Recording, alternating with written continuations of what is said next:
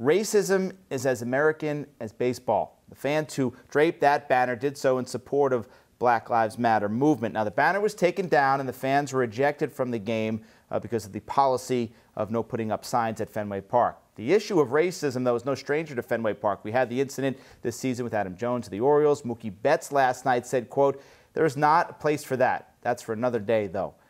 How do you think the environment in Boston, we've seen this in different sports in Boston, we've seen it with the Adam Jones incident. How do you think this is going to affect a guy like Betts, a guy who's the face of the franchise, who they're hoping someday signs a big long-term contract? Does this overtone in Boston make a guy like Betts shy away, you think? I don't think so. I don't. I mean, if you look at the Red Sox roster, despite their history and despite some, problems that the city continues to have and that our country continues to have, the Red Sox themselves are one of the more diverse teams in baseball, which actually is a very diverse sport. Clearly, everybody, including the league, would like to see the representation of African Americans like Mookie Betts increased. But you really get a cross-section of America. Baseball, perhaps more so than any other sport, looks like America. You've got immigrants, you've got people of all sorts of races. The Red Sox are no exception.